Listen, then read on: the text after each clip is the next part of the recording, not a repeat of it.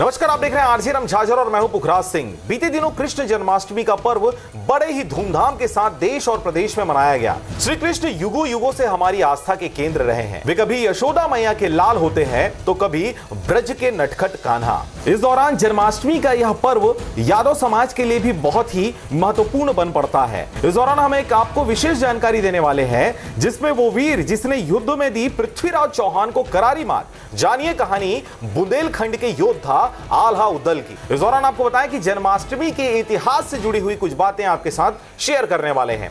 हिंदू पौराणिक कथाओं के मुताबिक विष्णु के 8वें अवतार यानी भगवान कृष्ण देवकी और वासुदेव के पुत्र। इनका जन्म मथुरा के राक्षस राजा कंस को नष्ट करने के लिए जन्माष्टमी पर ही हुआ था।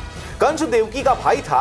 राक्षस राजा ने अपनी बहन और उसके पति को पकड़ लिया था और उन्हें जेल में डाल दिया था ताकि उनके वधकर्ता की हत्या की जा सके, लेकिन ऐसा नहीं हुआ। देवकी के 7वें बच्चे बलराम के जन्म के समय भ्रूण रहस्यमय तरीके से देवकी के गर्भ से राजकुमारी रोहिणी के गर्भ में स्थानांतरित हो गया। वहीं जब उनके 8वें बच्चे कृष्ण का जन्म हुआ तो पूरा महल गहरी नींद में सो गया। जादुई तरीके से जेल के दरवाजे खुल गए और वासुदेव के बच्चे को बचाकर वृंदावन में नंद बाबा और यशोदा के घर पहुंचा दिया गया। आदान प्रदान करने के बाद वासुदेव एक बच्ची के साथ महल में लौट गए और उन्हें कंस को सौंप दिया।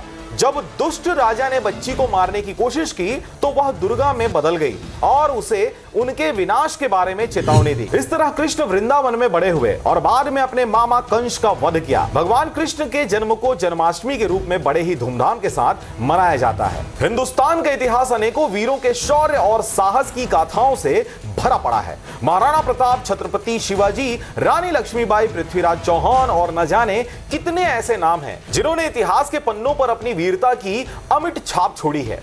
इन सबके बारे में देश का बच्चा बच्चा जानता है, लेकिन आज एक ऐसे दो वीर योद्धाओं की अद्भुत कहानी आपको बताने जा रहे हैं जिनकी वीरता का कोई सानी नहीं रहा, लेकिन इतिहास के पन्नों में उन्हें वो स्थान हासिल न हो सका जो दूसरों को हुआ।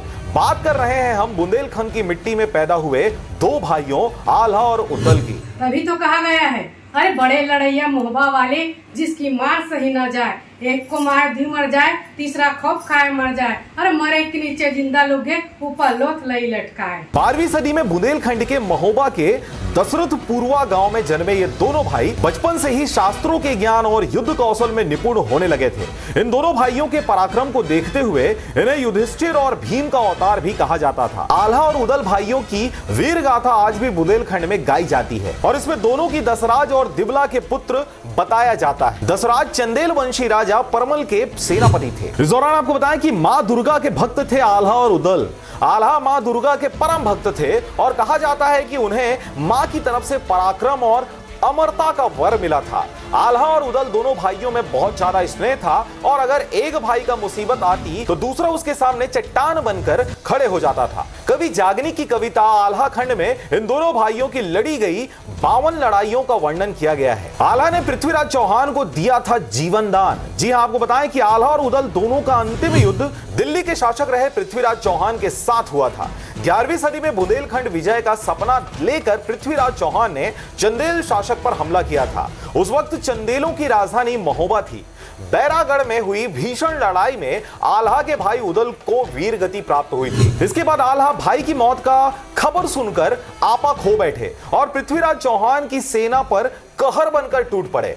करीब 1 घंटे के भीषण युद्ध के बाद पृथ्वीराज चौहान और आल्हा रण में एक दूसरे के सामने आ गए। आल्हा ने भीषण लड़ाई में पृथ्वीराज चौहान को हरा दिया। पृथ्वीराज चौहान और आल्हा उदल के बीच बहुत ही घमासान युद्ध होता है, जिसमें पृथ्वीराज चौहान की हार होती है और वह सेना लेकर भाग जाता है। हालांकि कहा जाता है कि अपने गुरु गोरखनाथ के आदेश पर आल्हा ने पृथ्वीराज चौहान को जीवन दान दे दिया था।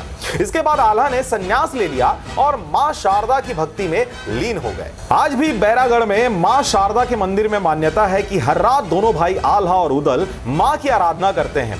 कहा जाता है कि रात को सफाई के बाद मंदिर के कपाट बंद कर दिए जाते हैं, लेकिन सुबह जब कपाट खोले जाते हैं तो यहाँ पूजा करने के सबूत मिलते हैं। आपको बताएं कि कृष्ण जन्माष्टमी के दिन दही हांडी यानी मटकी फोड़ प्रतियोगिता का भी आयोजन किया जाता है। जन्माष्टमी के दिन देश में अनेक जगह दही हांडी प्रतियोगिता का आयोजन किया जाता है। दही हांडी प्रतियोगिता में सभी जगह के बाल गोविंदाओं द्वारा इसमें भाग लिया जाता है। छाछ, दही आदि से भरी मटकी रस्सी की सहायता से आसपास लटका दी जाती है और बाल गोविंदाओं द्वारा मटकी फोड़ने का प्रयास किया जाता है। दही हांडी प्रतियोगिता में विजेता टीम को उचित इनाम दिए जाते हैं। तो ये थी कुछ जानकारी। आप देख रहे थे आरजे रमझाझर न्यूज छत्तीसगढ़। मैं था पुखराज सिंह। चैनल को अभी तक आपने सब्सक्राइब नहीं किया तो कृपया चैनल को सब्सक्राइब कर लें, खबरों को ज्यादा से ज्यादा शेयर करें और जिन्होंने चैनल को सब्सक्राइब कर लिया उनका बहुत बहुत धन्यवाद। इस वीडियो में इतना ही, मुझे दीजिए विदा, नमस्कार।